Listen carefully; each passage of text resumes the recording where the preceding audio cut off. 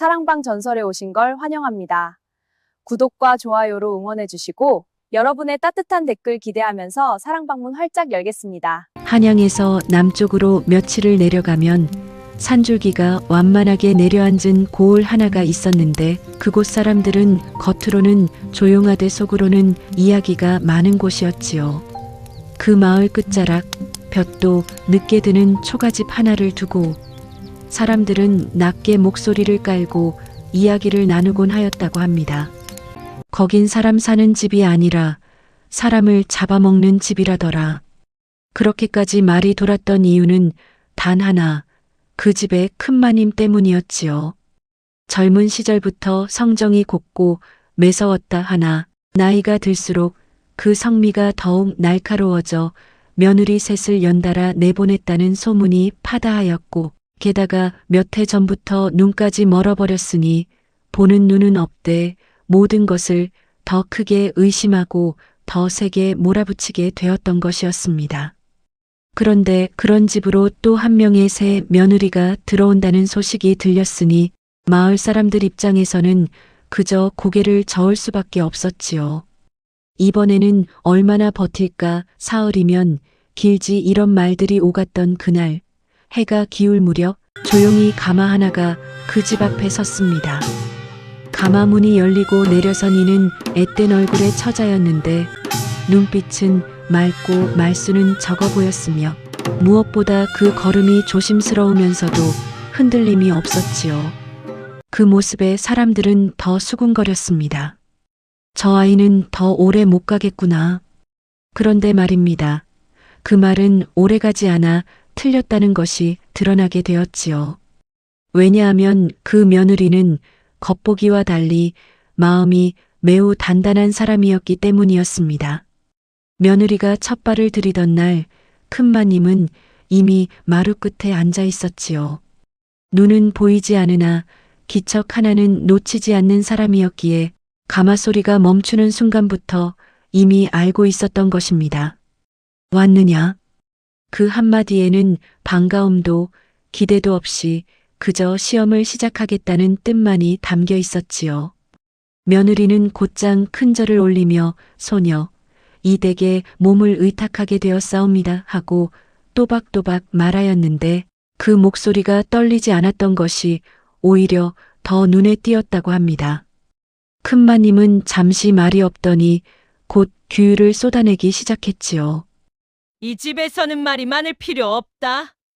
내가 부르면 곧장 와야 하고 묻는 말에는 군말이 없어야 한다. 그리고 여기서 잠시 말을 끊었다가 다시 이었습니다. 내 눈이 되어야 한다. 이 말은 단순한 부탁이 아니라 명령이었지요. 며느리는 망설임 없이 명심하겠사옵니다 하고 답하였는데 그 짧은 답에 흔들림이 없었다고 합니다. 그러나 시험은 여기서 끝나지 않았지요. 큰마님은 곧장 밥을 지어보아라 하고 말하였고 며느리는 처음으로 부엌에 들어가 불을 지폈습니다. 쌀을 씻고 물을 맞추고 정성을 들였으나 막상 내어온 밥을 큰마님은 한 숟갈 뜨고는 곧 내려놓으며 말했습니다. 이게 밥이냐? 물이 많고 쌀이 퍼졌구나. 며느리는 고개를 숙이며 다시 하겠사옵니다 하였고 다시 지어온 밥 역시 이번엔 물이 적다는 말과 함께 물려졌지요. 그렇게 3번을 반복하였으나 며느리는 한 번도 변명하지 않았고 얼굴빛 하나 바뀌지 않았다고 합니다. 그날 밤 마당에는 찬 기운이 가득했으나 부엌의 불은 늦게까지 꺼지지 않았지요.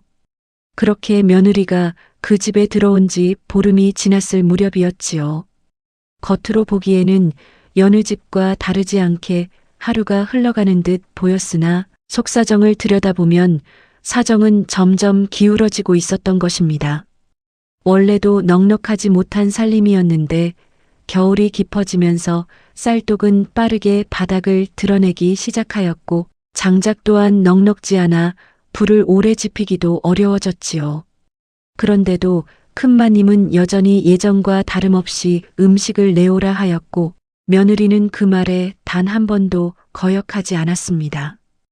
다만 달라진 것이 하나 있었다면 상에 오르는 밥의 양은 그대로인데 며느리 자신의 몫은 점점 사라지고 있었다는 것이었지요. 큰마님이 묻곤 하였습니다. 너는 먹었느냐?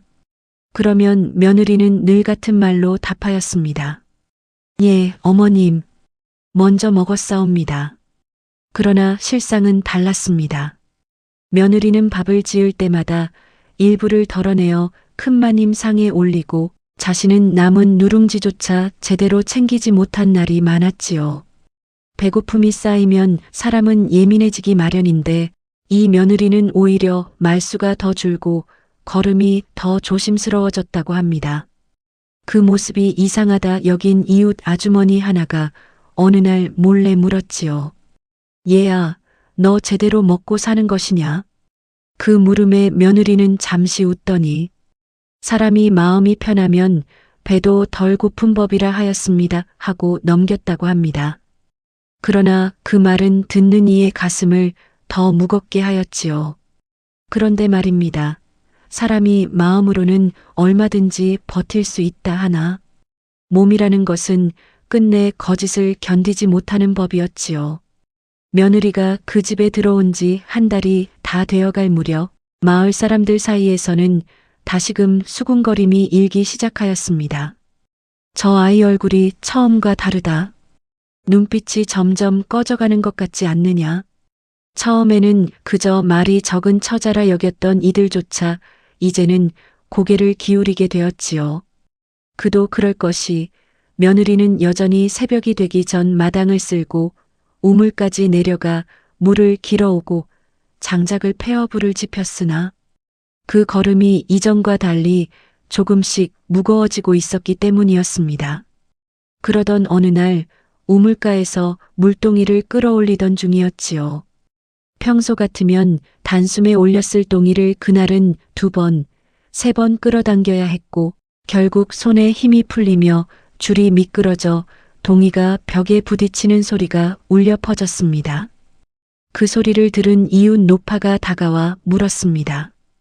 얘야, 손이 왜 이리 떨리느냐? 며느리는 잠시 숨을 고르고는 웃으며 답했지요. 날이 추워 그러하옵니다. 그러나 노파는 알 수 있었습니다. 그것이 단순히 추위 때문이 아니라는 것을 말입니다. 핏기 없는 손, 앙상하게 드러난 뼈마디, 그리고 숨을 고르지 못하는 가슴까지 그 모습은 이미 한계에 다다른 사람의 것이었지요. 그날 저녁 며느리는 남은 쌀을 모두 털어 밥을 지었습니다. 그 양은 손에 겨우 한 줌 남짓이었는데도 그녀는 망설임 없이 그것을 모두 시어머니의 상에 올렸지요. 어머님 식사하시지요. 큰마님은 숟가락을 들었다가 문득 멈추며 물었습니다. 너는 먹었느냐? 며느리는 한치의 흔들림도 없이 답하였습니다. 이미 먹었사옵니다. 그러나 그날은 어쩐지 큰마님의 손이 자주 멈추었고 밥이 목에 잘 넘어가지 않았다고 합니다. 밤이 깊어 모두 잠든 뒤 며느리는 부엌 한켠에 앉아 빈 그릇을 바라보다가 그대로 등을 벽에 기대었는데 그 숨소리가 점점 거칠어지고 있었지요. 그 순간 몸이 크게 흔들렸으나 다시 아무 일도 없던 듯 고요해졌습니다. 그러나 그날 이후 며느리의 몸은 더 이상 이전으로 돌아가지 못하였지요. 그러던 어느 날이었습니다. 바람이 심상치 않게 불어오던 저녁이었지요. 낮부터 기운 바람이 해가 지고 나자 더욱 거세어져 초가 지붕의 얇은 집들이 바스락거리며 흔들릴 정도였습니다. 그런 날이면 사람들은 대문을 일찍 걸어 잠그고 바깥 출입을 삼가는 것이 보통이었으나 그 집의 며느리만큼은 예외였지요. 여느 때와 다름없이 물동이를 들고 마당을 지나 우물가로 향하고 있었습니다. 발걸음은 이미 눈에 띄게 느려져 있었고 한 걸음 한 걸음이 마치 무게를 짊어진 듯 무거워 보였지요. 그럼에도 멈추지 않았던 것은 집안에서 기다리고 있을 큰마님 때문이었습니다. 얘야, 물은 아직이냐? 낮에도 이미 한 차례 들었던 그 말이 귓가에 맴돌고 있었지요. 그러니 몸이 말을 듣지 않아도 발걸음만큼은 멈출 수가 없었던 것입니다. 우물가에 도착한 며느리는 숨을 고르며 두레박을 내렸습니다. 차가운 물소리가 깊은 곳에서 울려 올라왔고 줄을 끌어올리는 손에 힘이 들어가야 했지요. 그런데 그날은 달랐습니다. 평소 같으면 단숨에 당겨 올렸을 줄이 그날은 몇 번을 멈추었다가 다시 잡아당겨야 했고 손바닥에 힘이 제대로 들어가지 않았습니다. 숨은 점점 거칠어지고 가슴은 답답하게 조여왔지요. 그래도 끝까지 끌어올렸습니다. 그 한 동이를 올려놓고 잠시 숨을 돌렸어야 했으나 며느리는 그러지 않았습니다. 곧바로 물동이를 들어 올리려 했지요. 그 순간이었습니다. 발끝이 미끄러지듯 흔들렸고 무릎에 힘이 풀리며 몸이 한쪽으로 기울었습니다. 들고 있던 물동이가 먼저 바닥으로 떨어지며 퍽하고 둔탁한 소리를 냈고 그 물이 흙바닥에 퍼지며 차갑게 번져나갔습니다. 이어서 며느리의 몸이 그대로 무너져 내렸지요. 쓰러지는 순간조차 소리를 내지 않으려는 듯 입을 다문 채 힘없이 꺾여 내려앉았습니다. 바람소리 사이로 그 작은 충격음 하나가 유난히 크게 울려 퍼졌다고 합니다. 집안에서는 그 소리를 들을 수밖에 없었지요. 마루 끝에 앉아있던 큰마님이 고개를 번쩍 들었습니다. 얘야? 대답이 없었습니다. 평소 같으면 바로 얘 어머님하고 돌아왔을 목소리가 그날은 돌아오지 않았지요. 그 짧은 침묵이 이상하게 길게 느껴졌습니다. 큰마님의 손이 마루 바닥을 더듬기 시작했습니다. 눈은 보이지 않았지만 귀로 듣고 몸으로 느끼는 감각은 누구보다 예민해져 있었지요. 그녀는 천천히 몸을 일으켜 세우고 벽을 짚고 한 걸음씩 문 쪽으로 향했습니다. 문턱을 넘을 때 발이 걸려 비틀거렸으나 멈추지 않았습니다. 얘야 어디 있느냐? 그 목소리는 이전과 달랐습니다. 명령이 아니라 찾는 목소리였지요. 마당으로 나온 큰마님은 차가운 공기를 온몸으로 맞았습니다. 바람이 옷자락을 세차게 흔들었고 바닥은 이미 식어 있었습니다. 그녀는 두 손을 앞으로 내밀어 더듬기 시작했지요. 발끝으로 무엇인가에 걸렸습니다. 깨진 물동이 조각이었습니다. 그 다음 순간 손끝이 닿은 것은 사람의 옷자락이었지요. 그녀의 손이 떨리기 시작했습니다. 천천히 아주 조심스럽게 그 손을 따라 올라갔습니다. 그리고 며느리의 얼굴에 닿았지요. 차가웠습니다. 너무도 차가워서 순간 손을 떼고 싶을 만큼 싸늘했지요. 그러나 떼지 못했습니다. 그대로 두 손으로 얼굴을 감싸 쥐었습니다. 그때 느껴진 것이 있었지요. 살이 거의 붙어 있지 않은 앙상하게 마른 볼, 힘없이 늘어진 입가, 그리고 아주 희미하게 남아있는 숨결이었습니다. 얘야 얘야. 그제야 큰마님의 목에서 소리가 터져 나왔습니다. 그 소리는 지금껏 그 집에서는 한 번도 들리지 않던 소리였지요. 명령도 아니고 꾸짖음도 아닌 그저 사람을 부르는 소리였습니다. 그녀는 며느리의 어깨를 흔들었습니다. 일어나거라 얘야 왜 이러느냐. 그러나 며느리는 대답하지 않았습니다. 그 순간 큰마님의 손끝으로 모든 것이 전해졌습니다. 이 아이가 얼마나 오랫동안 제대로 먹지 못했는지, 얼마나 힘을 아꼈으며 버텨왔는지, 그리고 자신이 그것을 한 번도 알아차리지 못했다는 사실까지. 그녀의 손이 점점 더 세게 며느리의 손을 움켜쥐었습니다. 나는 몰랐구나. 그 말이 입 밖으로 나오기까지 숨이 몇 번이나 끊어졌다고 합니다. 나는 내가 다 먹는 줄로만 알았다. 그 순간이었지요. 큰마님의 어깨가 크게 흔들리며 억눌러왔던 숨이 한꺼번에 터져 나왔습니다. 그녀는 그대로 며느리 곁에 무너져 앉아 두 손으로 그 아이의 손을 감싸 쥔 채 울기 시작했습니다. 소리를 참고 있던 울음이 아니었습니다. 처음으로 진짜로 터져나온 울음이었지요. 차가운 마당 위에서 바람소리 사이로 섞여 흐르던 그 울음은 그 집의 오랜 시간을 모두 무너뜨리는 소리였다고 합니다. 그날 밤 큰마님은 한 발짝도 그 자리를 떠나지 못하였다고 합니다. 바람이 아무리 거세게 불어도 옷자락이 젖고 손이 얼어붙어도 그저 마당 한가운데 무너진 채 며느리의 손을 붙잡고 있었지요. 눈은 보이지 않았으나 그날만큼은 보지 못하던 것들이 하나둘 또렷이 드러나기 시작하였습니다. 손끝으로 전해지는 뼈마디 하나하나, 숨결이 끊어질 듯 이어지는 기척, 그리고 그 사이사이에 쌓여있던 시간들이었습니다.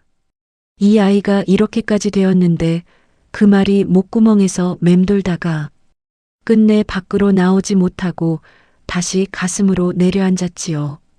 그제야 깨달았던 것입니다. 매일같이 들었던 이미 먹었사옵니다라는 말이 얼마나 얇고 위태로운 거짓이었는지를 말입니다. 그동안 자신은 듣기만 했지 단 한 번도 그 말의 무게를 헤아려 보지 않았다는 사실까지도 함께 밀려왔지요. 큰마님은 며느리의 손을 더욱 세게 움켜쥐었습니다.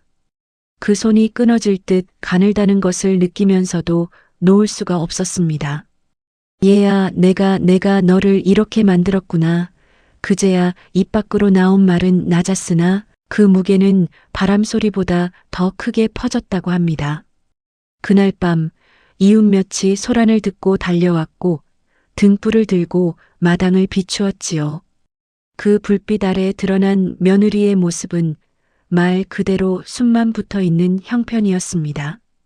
누군가 급히 물을 떠오고 또 다른 이는 약초를 찾으러 뛰어나갔지요. 그 와중에도 큰마님은 한 번도 손을 놓지 않았습니다. 마치 그 손을 놓는 순간 이 아이가 완전히 사라질 것만 같았기 때문이었지요. 긴 밤이 이어졌습니다. 숨이 한 번 끊어질 듯 멎었다가 다시 이어지고 또다시 가늘어지는 그 반복 속에서 큰마님의 마음 또한 같이 흔들리고 있었습니다. 그 밤은 그 집의 지난 세월이 모두 뒤집히는 밤이었지요. 며느리가 눈을 뜬 것은 이튿날 해가 한참 올라온 뒤였다고 합니다. 그 전까지 몇 번이나 고비가 있었으나 이웃들의 도움과 밤새 이어진 간호로 겨우 숨을 붙잡을 수 있었던 것이지요. 눈을 뜬 며느리는 한동안 아무 말도 하지 못하였습니다. 시야가 흐릿했고 몸에는 힘이 들어가지 않았지요. 그러나 손끝에는 따뜻함이 느껴졌습니다. 누군가 자신의 손을 꼭 붙잡고 있었기 때문이었습니다. 그 손의 주인이 누구인지 알아차리는 데에는 오래 걸리지 않았지요. 큰마님이었습니다. 그분은 밤새 한 번도 자리를 떠나지 않았고 그 자리에 앉은 채로 며느리의 손을 쥐고 있었던 것입니다. 얘야, 그 목소리는 이전과 전혀 달랐습니다. 날이 선 기운은 온데간데 없고 오직 조심스러움과 두려움만이 남아 있었지요.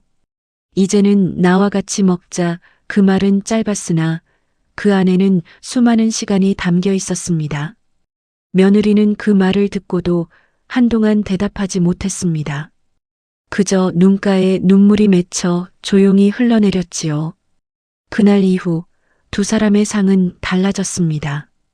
더 이상 한 사람만을 위한 밥상이 아니었고 많지도 않았습니다. 그저 작은 그릇 하나에 담긴 밥을 서로 나누어 먹는 자리였지요. 큰마님은 밥을 뜰 때마다 먼저 며느리 쪽으로 손을 내밀었고 며느리는 그 손을 조심스레 받았습니다. 그 동작 하나하나가 어색하면서도 동시에 조심스러운 정이 담겨 있었다고 합니다. 사람이 사람을 살리는 것은 밥이 아니라 마음이더구나. 큰마님은 밥을 먹다가 문득 그렇게 말하곤 하였지요. 그 말은 누구에게 들려주기 위한 것이 아니라 스스로에게 되뇌는 말처럼 들렸다고 합니다. 이 이야기는 오래지 않아 마을 사람들의 입에 오르내리게 되었지요. 예전에는 그 집을 두고 손사래를 치던 이들이 이제는 조용히 쌀 한 대를 문 앞에 놓고 가기도 하고 장작 한 묶음을 담장 아래 두고 가기도 하였습니다. 누구 하나 크게 나서지는 않았으나 모두가 조금씩 마음을 보태기 시작했던 것이지요. 사람들은 수군거리듯 말하였습니다. 그 집 며느리는 참으로 드문 사람이다. 눈물로 효를 다한 사람이로다. 그러나 정작 그 집안에서는 그런 말을 입에 올리는 이가 없었습니다. 그저 하루하루 함께 밥을 나누고 함께 숨을 쉬며 살아갈 뿐이었지요. 큰마님은 여전히 눈이 보이지 않았으나 이전과는 전혀 다른 세상을 살고 있었습니다.